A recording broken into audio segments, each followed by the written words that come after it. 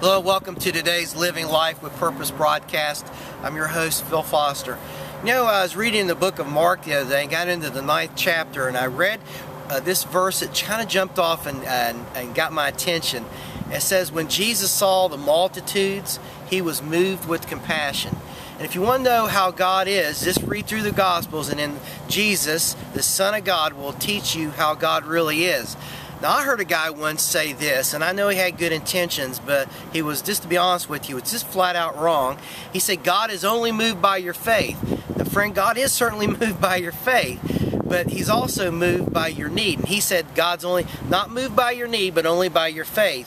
Well, listen, God is always moved by the needs of man, and that's what's called compassion. And I can give you a lot of verses on this. And so we even remember the story of the Good Samaritan, where the first two guys who were religious guys passed by, and they didn't stop and help a man who was in trouble, who was in need. But yet there was a guy who was a Samaritan who wasn't even a good friend of Israel, that took the time and stopped and helped this man who had been beaten, battered, and bruised and left by the side of the road, and helped nurse him back to life and got him back on his feet.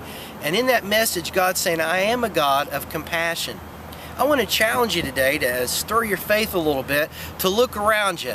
You know, there's so much need. You're never going to be able to solve it all. I was in a third world nation several years ago, and there was so much need and pain there. We were told, you know, you're never going to be able to solve it all, but we were able to put a small dent in it.